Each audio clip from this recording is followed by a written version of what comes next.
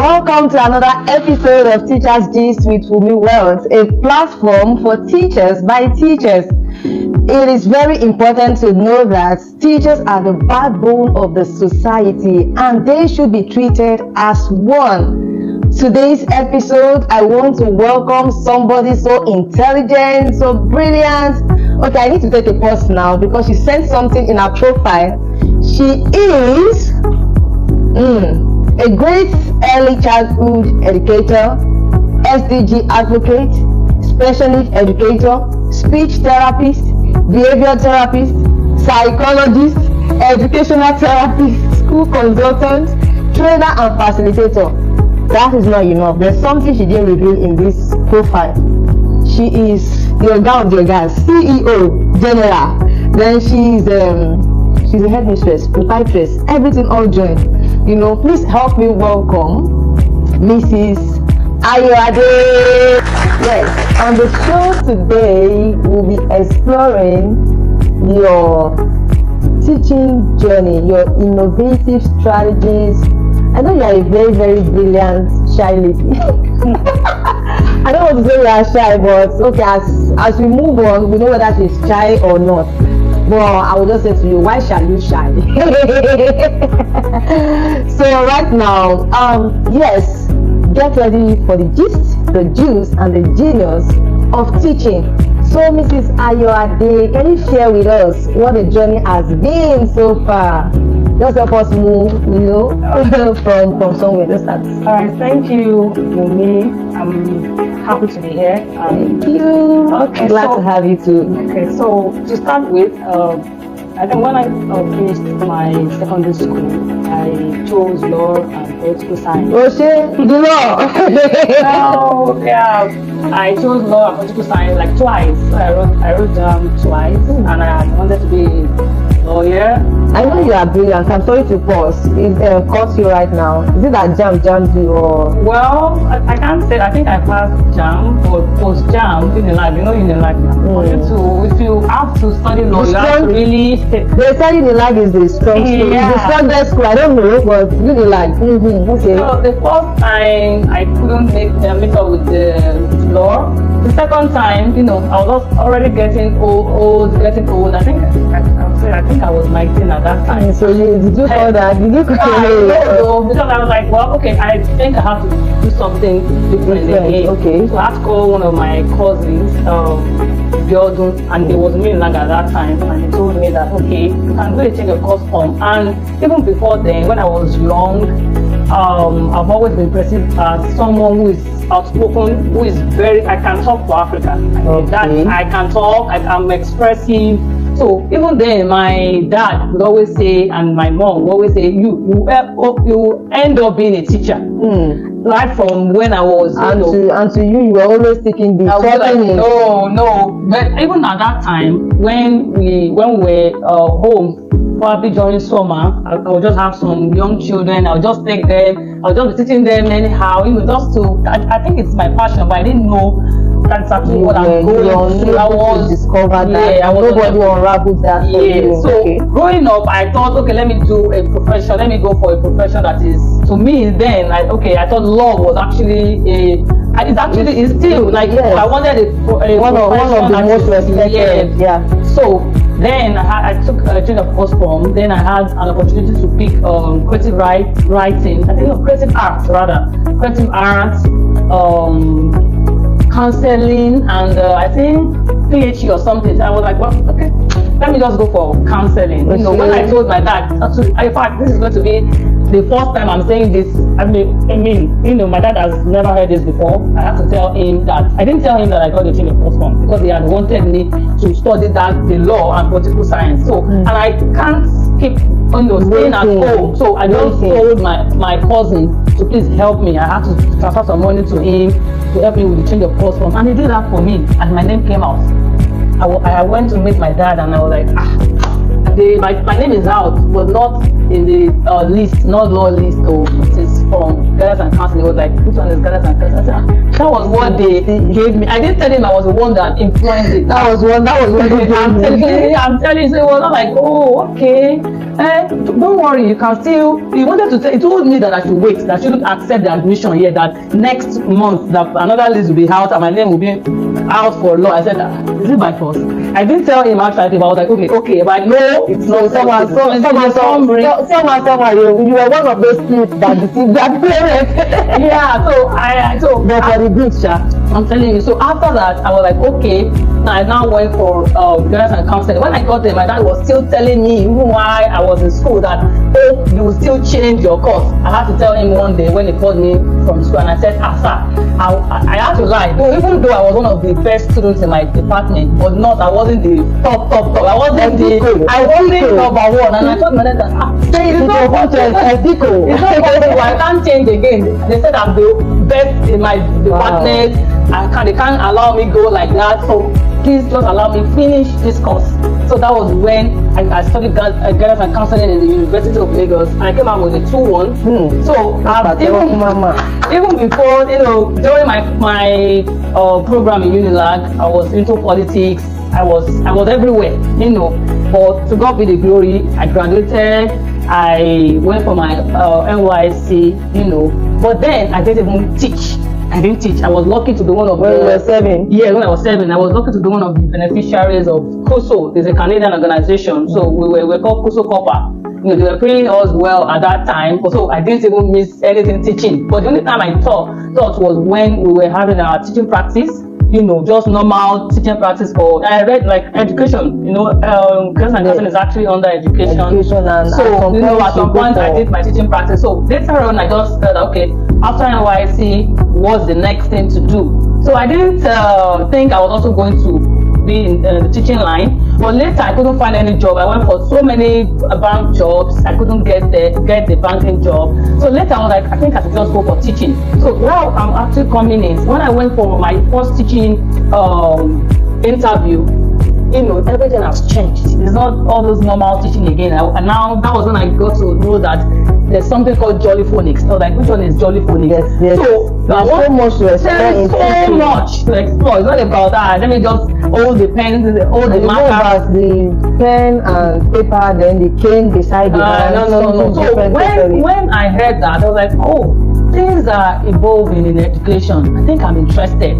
So later, I went for an interview. Before I would go for any interview, that's the truth. I was cramming Jolly Phonics, the sound and everything. So later, to cut the long story short, I got a job, the teaching job. But now there was something the woman told me. I think she's also an alumni of the University of Lagos, and what she told me was, I can't. And that thing, now that was actually my drive.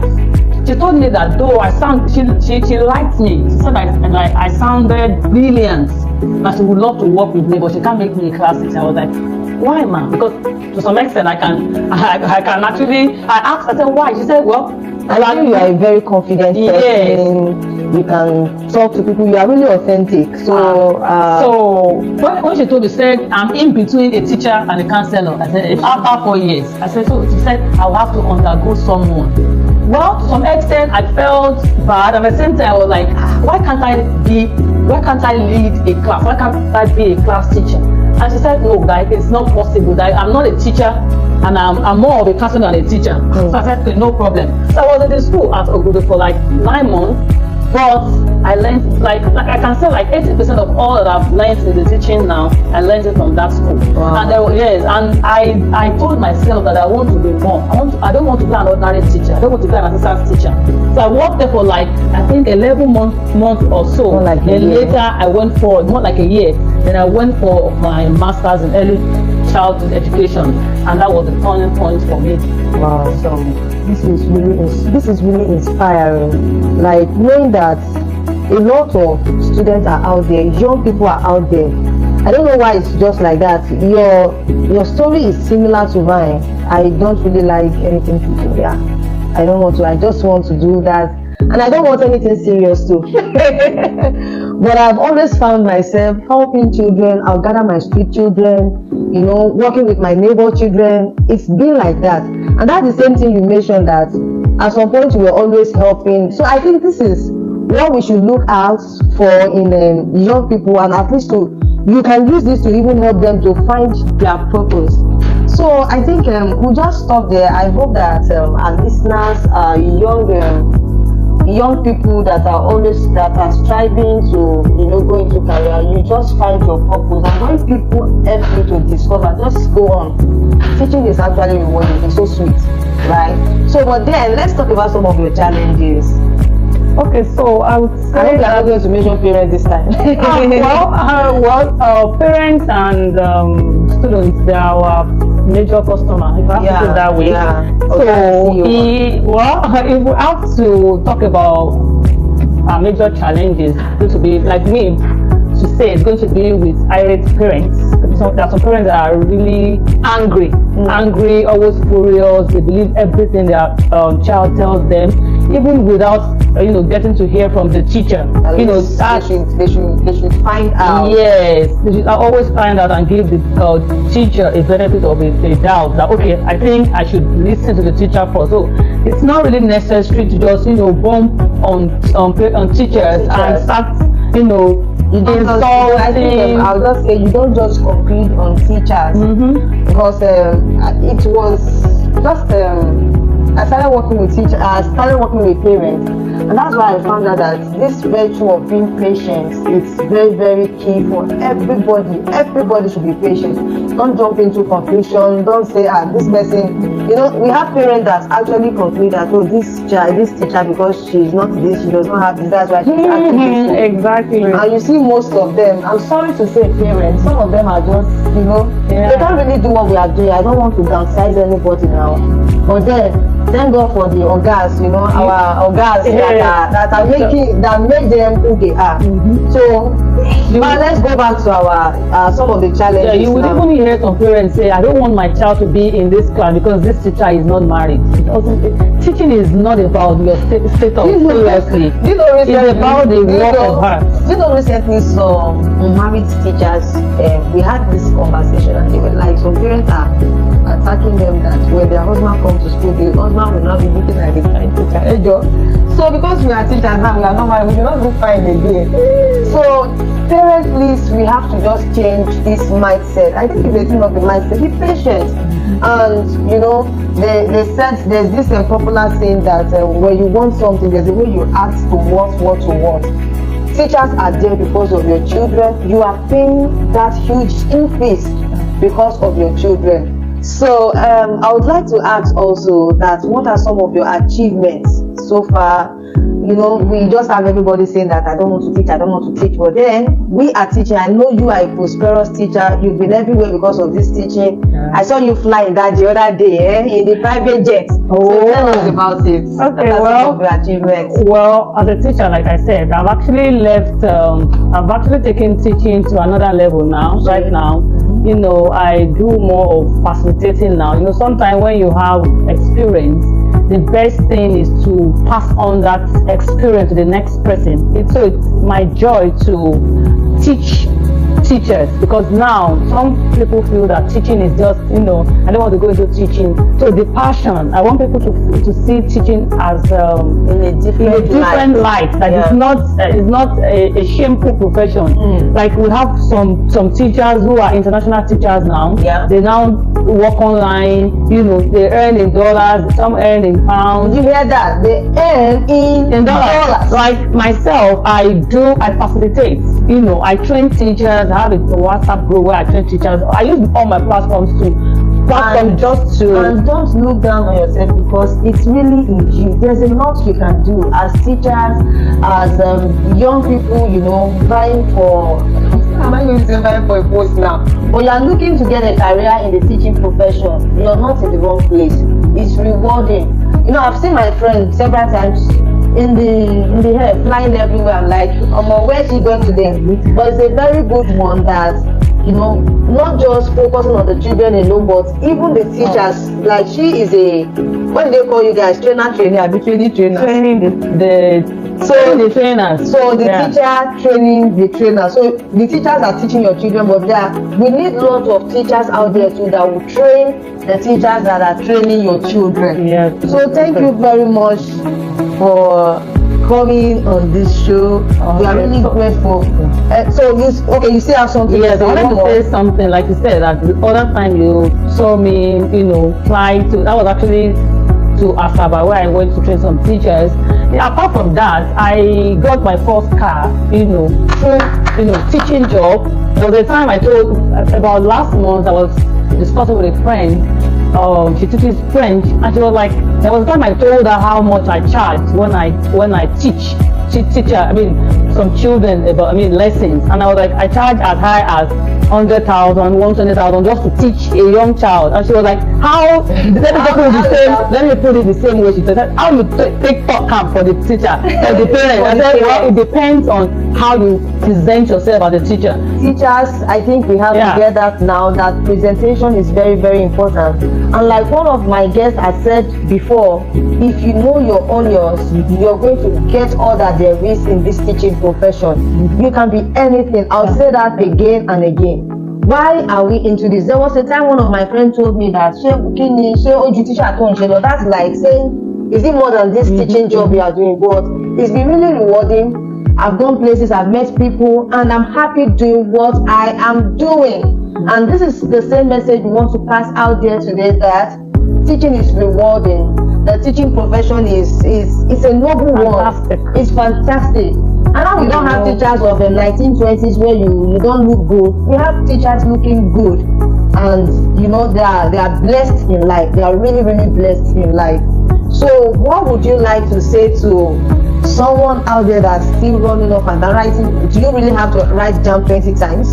No, you don't have to. Just go with your passion. And I want to say this to teachers: don't focus on the now.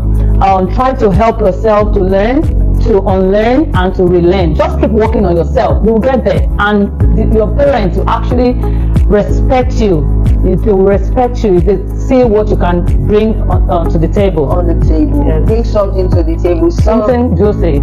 Anyhow. So I hope you have really enjoyed our episode today. It's been juicy.